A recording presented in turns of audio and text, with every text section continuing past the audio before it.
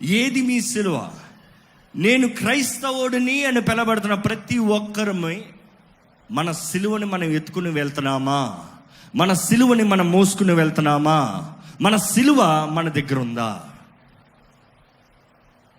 యేసు ప్రభు సిలువని passion అన్నాడండి,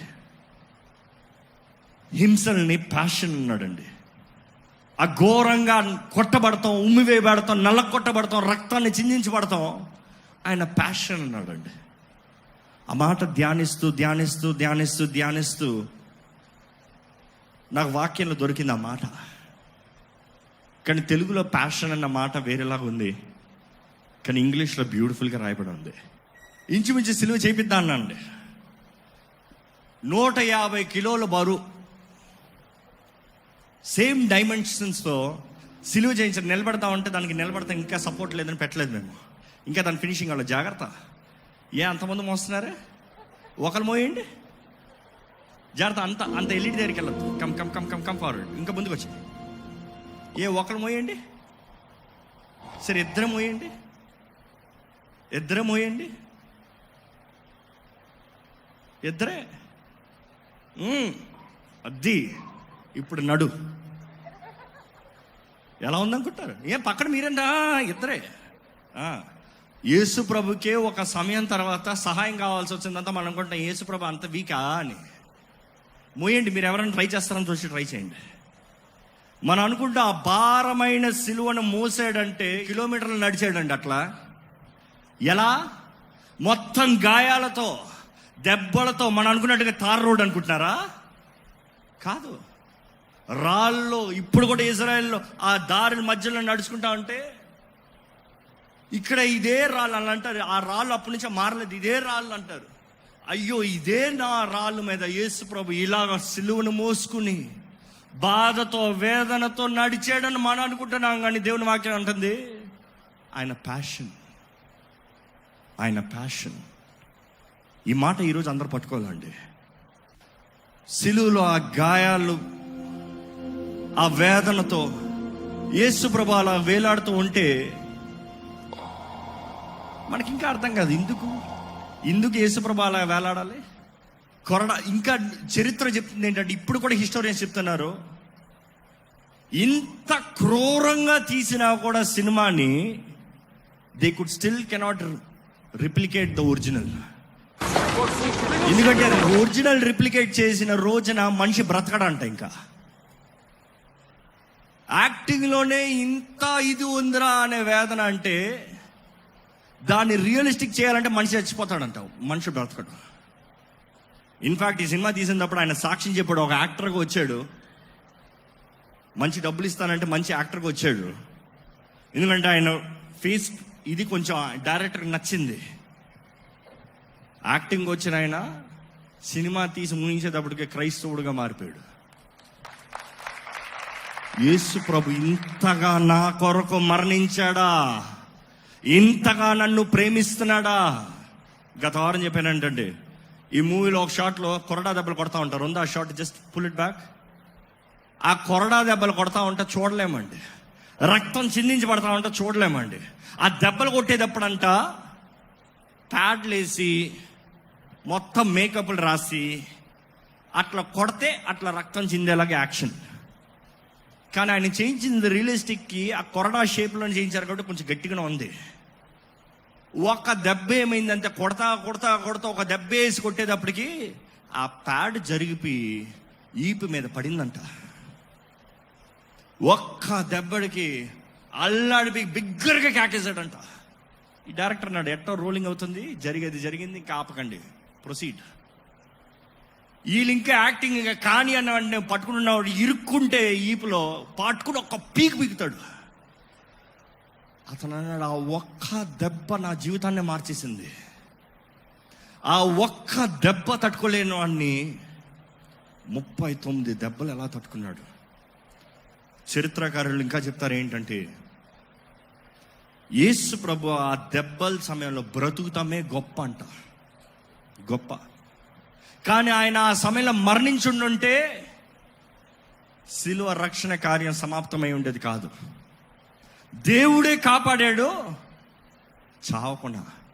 కానీ ఆ నొప్పి, ఆ వేదన, ఆ భారం, ఆ వేదన, can you just show that thing? You got that thing?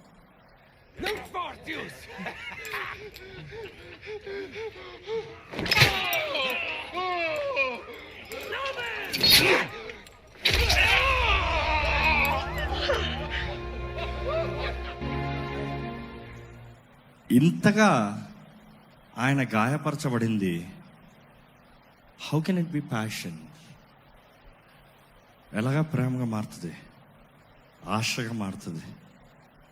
ఎవరది ఆశపడేది ఇలా హింసించబడటానికి? ఎవరది ఆశపడేది నేను కొట్టబడతా, నేను నల్లగొట్టబడతా, నా తలపైన ముళ్ళ కిరీటం పెట్టుకుంటా నేను అనుమతిస్తా? దేవుని వాక్యం సెలవుస్తుంది, ఆయన ఎవరు చంపలేదు, ఆయనే తన ప్రాణాన్ని అప్పగించాడు. He lay down his life. ఆయన తానే తన ప్రాణాన్ని పెట్టారు. ఎవరు తన ప్రాణాన్ని తీయలే. మూర్ఖులు చాలామంది అనుకుంటున్నారు ఎర్రోళ్ళు యేసుప్రభుని చంపేయగలిగారండి. దేవుణ్ణి ఎవరండి చంపగలరు? దేవుణ్ణి ఎవరు చంపగలరు? కానీ మన గుర్తెరగాలని చేసే ఏంటంటే, why he called it passion. ఇక్కడ అపోస్తుల కార్యాలు మొదటి అధ్యాయం 1 నుంచి 3 వరకు చదువుతారా అండి?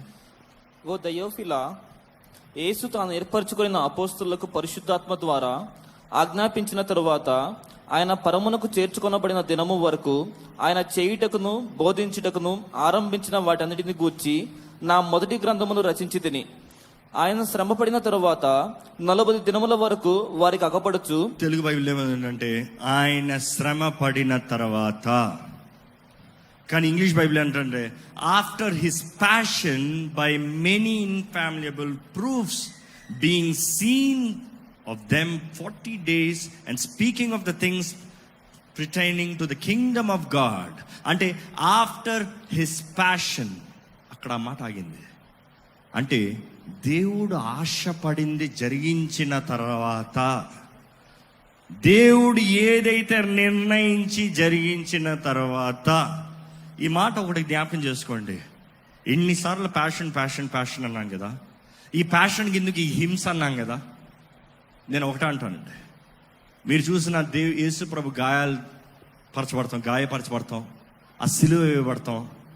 It is all his passion is because, ఎందుకంటే ఆయన మిమ్మల్ని ప్రేమిస్తున్నాడు కాబట్టి, అందుకని చెప్తున్నాను. కొట్టండి చప్పట్లు కూడా, దేవునికే ఘనత అండి. యేసు నన్ను ప్రేమిస్తున్నాడు చెప్పుకోండి. నేను ఒకటి నిజంగా అడుగుతున్నానండి, 2 వారాల నుంచి ఇదే దేవుడు ప్రేరేపిస్తున్నాడు. ఆయన ప్రాణం పెట్టినంతగా మనల్ని ప్రేమించిన దేవుడు, మనకున్న చిన్న చిన్న వేదన, శ్రమలు, శిక్ష, చిన్న చిన్న అవమానాలకి దేవుడు మనల్ని విడిచిపెట్టేస్తాడా? ఇప్పుడేదో చిన్న పరిస్థితి బాగాలేదని మన చుట్టూ ఉన్న వాళ్ళు మనల్ని హింసపరుస్తున్నారు, నిందిస్తున్నారని దేవుడు నన్ను ప్రేమిస్తలేదు అనుకుంటున్న ప్రతి ఒక్కరికి దేవుడు అడగమంటున్నాడు. నీ కొరకే కదా, నీకు రావాల్సిన శిక్షే కదా, నీకు పడాల్సిన దెబ్బే కదా, నిన్ను ఉమ్ము వేయాల్సిందే కదా. నేను ఉమ్ములు నీ కొరకు నేను వేయబడ్డాను. It is all because I love you. నేను నిన్ను ప్రేమిస్తున్నాను కాబట్టి మాత్రమే ఆశతో నీ స్థానాన్ని నేను అంగీకరించాను. ప్రేమతో నీ స్థానాన్ని నేను అంగీకరించాను. దేవుని ప్రేమ ఎంతో గొప్పదండి. ప్రాణం పెట్టినంతగా ప్రేమించే దేవుడు మనకున్నాడని మనం గ్రహించుకున్న రోజున మన జీవిత విధానం వేరేలాగా ఉంటుంది.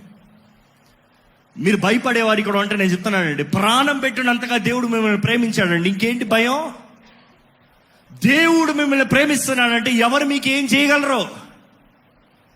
మీరు జీవించాలని ఆయన ప్రాణాన్ని పెట్టి మిమ్మల్ని సంతోషంగా జీవించమంటే ఇంకా భయపడతారు దేనికి? అంటే దేవుని ప్రేమను ఇంకా మీరు గుర్తెరగలేదన్నమాట, ఇంకా దేవుని ప్రేమను మీరు గ్రహించుకోలేదన్నమాట. గాయపడిన యేసు, ఆ రక్తాన్ని చిందించిన యేసు చేసిందంతా ఒకే రీజన్ కొరకు, ఆయన మనల్ని ఎంతగా ప్రేమిస్తున్నాడో కనబరుస్తాం కొరకు. ఈ లోకంలో మనుషులు చాలామంది ఉంటారండి, నేను నిన్ను ప్రేమిస్తున్నాను, నేను ఇంతగా ప్రేమిస్తున్నాను, నేను అంతగా ప్రేమిస్తున్నాను, నేను ఇది చేసి ప్రేమిస్తాను, అది చేసి ప్రేమిస్తాను. కానీ దేవుడు ఒక్కడే, నేను నిన్ను శాశ్వతమైన ప్రేమతో ప్రేమిస్తున్నానన్న దేవుడు ఆ శాశ్వతమైన ప్రేమను మనకు కనబరిచాడండి. శాశ్వతమైన ప్రేమను కనబరిచాడండి. నిన్ను విడువక ఎడబాయక నిత్యము నీ తోడు ఉంటానని వాగ్దానం చేసిన దేవుడు పునరుద్ధానుడైన తర్వాత అదే చెప్పాడు, ఐ యామ్ విత్ యూ. బూది అంతం వరకు నీ తోడు ఉంటాను. ఇంకా వాక్యం ఉంటాను, నీలో ఉంటాను, నీ తోడు ఉంటానని దేవుడు వాగ్దానం చేసిన తర్వాత మన జీవిత విధానం ఎలాగ ఉంది? నిజంగా ఈరోజు ఇక్కడికి వచ్చిన ప్రతి ఒక్కరు మనకు గుర్తెరగాలండి, క్రీస్తు శిలువలో మరణించాడే అనే బాధ మనకు అక్కర్లేదు. ఇది చూసినప్పుడు ఇట్ ఈస్ నాట్ దట్ యేసు మన కొరకు మరణించాడు ఇంకా అయిపోయింది పని కాదు.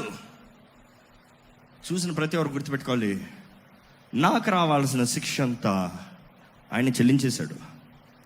నేను చెల్లించాల్సిన క్రయధనం, ద పెనాలిటీ, ప్రపోజియేషన్ ఆయన చెల్లించేశాడు. ఇంకా నేను స్వతంత్రుడిని.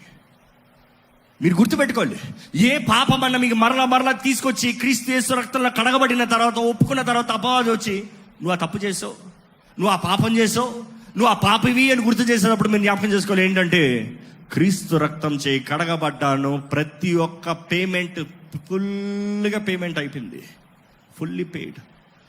రిడెంప్షన్ అన్న మాటకి కొన్ని వారాల ముందు చివరికి ఇక్కడ హరియానాలో మనం చూసామండి. మన స్థానంలో ఆయన నిలబడి, బానిసలు అమ్మబడే స్థితిలో ఆయన మారి, మనం చెల్లించాల్సిన క్రయధనాన్ని ఆయన సంపూర్ణంగా చెల్లించి, మనకి పోగొట్టుకున్న స్థానాన్ని, ఒకప్పుడు ఉన్న స్థానాన్ని మరలా మనకి తిరిగి అనుగ్రహించిన దేవుడు.